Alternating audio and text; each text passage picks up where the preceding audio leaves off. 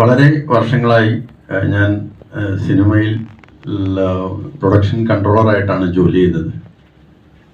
അപ്പോൾ കുറേ വലിയ വലിയ ഡയറക്ടേഴ്സിൻ്റെ ഒപ്പം ക്യാമറമാൻ്റെ ഒക്കെ ഒപ്പവും വലിയ വലിയ ആർട്ടിസ്റ്റുകളുടെയൊക്കെ ഒപ്പം ഒക്കെ എനിക്ക് അന്ന് അവർ വർക്ക് ചെയ്ത സിനിമകളിൽ എനിക്ക് പ്രൊഡക്ഷൻ കൺട്രോളറാകാൻ സാധിച്ചു. അതിലൂടെ എനിക്ക് എൻ്റെ മനസ്സിൽ ആ സമയത്തുണ്ടായിരുന്ന ഒരു ആഗ്രഹമായിരുന്ന ഒരു സിനിമ എന്തായാലും എൻ്റെ ജീവിതത്തിലൊരു ലൈഫിലൊരു സിഗ്നേച്ചർ എന്നുള്ള ഒരു രീതി, അതായത് നമ്മൾ എന്നും അത് സിഗ്നേച്ചറായിട്ടുണ്ടാവും ഒരു സംവിധാനം സിനിമ ചെയ്യുക എന്നുള്ളത്.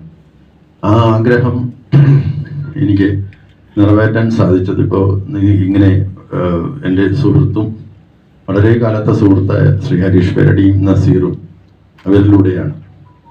അതായത് ഇദ്ദേഹത്തിൻ്റെ വീട്ടിലിരിക്കുന്ന സമയത്ത് ഇങ്ങനെ ഈ ശാന്തകുമാർ അദ്ദേഹം നമ്മളോട് കൂടെ ഇന്നില്ല, അദ്ദേഹത്തിൻ്റെ ഒരു സ്ക്രിപ്റ്റ് ഡിസ്കഷൻ്റെ കാര്യവുമായിട്ട് ഇങ്ങനെ ഇരിക്കുന്ന സമയത്താണ് അത് നല്ലൊരു സബ്ജക്റ്റാണ്. അപ്പോൾ അത് മനസ്സിലിങ്ങനെ അത് നമ്മളൊരു പ്രാവശ്യം കേട്ടാലും വീണ്ടും വീണ്ടും അതിനെക്കുറിച്ച് നമ്മൾ ചിന്തിക്കും. അങ്ങനെ ഒരു സമയത്താണ് എന്നോട് ഇദ്ദേഹം ചോദിക്കുന്നത് എന്തുകൊണ്ട് ഇത് സംവിധാനം ചെയ്തുകൂടാന്ന്. അങ്ങനെയാണ് ഞാൻ ഈ സിനിമ എനിക്ക് സംവിധാനം ചെയ്യാൻ സാധിച്ചത്. അതിലൂടെ ഒത്തിരി ആർട്ടിസ്റ്റുകളുടെ ഇതിൽ വന്ന് അവരുടെ ഒപ്പം എന്താ പറയുക ഒരുമിച്ച് വർക്ക് ചെയ്യാൻ എല്ലാം പറ്റി. നല്ലൊരു പ്രത്യേക വളരെ നല്ലൊരു സബ്ജക്റ്റാണ്, ഒരു വെറൈറ്റി ആയിട്ടുള്ള സബ്ജക്റ്റാണ് ഹീറോ ശരിക്കും ഇതിൽ. ആ സബ്ജക്റ്റിലൂടെ ഓരോ കഥാപാത്രങ്ങൾ ഇങ്ങനെ വന്നു പോകുന്നു. അപ്പുമാഷിൻ്റെ ജീവിതം, ആ ജീവിതത്തിലൂടെയാണ് എല്ലാ ക്യാരക്ടേഴ്സും വരുന്നത്.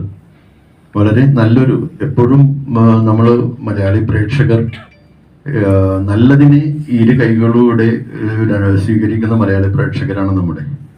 ഈ സിനിമയും അവർക്ക് സ്വീകരിക്കാൻ പറ്റുന്ന രീതിയിലാണ് നമ്മൾ ചെയ്തിരിക്കുന്നത്. വളരെ നല്ല ഗാനങ്ങൾ, വളരെ സംഭവ ബഹുലങ്ങളായ ഒത്തിരി മുഹൂർത്തങ്ങൾ ഈ സിനിമയിലുണ്ട്. വളരെ എല്ലാ ആർട്ടിസ്റ്റുകളും അത് വളരെ ഭംഗിയായിട്ട് ചെയ്യാൻ സാധിച്ചു. മലയാളികൾ പ്രേക്ഷകർക്കും എല്ലാവർക്കും ഒരേപോലെ സ്വീകാര്യമായിരിക്കും എന്നാണ് ഞങ്ങൾ വിചാരിക്കുന്നത്. എല്ലാവരും ഈ സിനിമ കാണണം.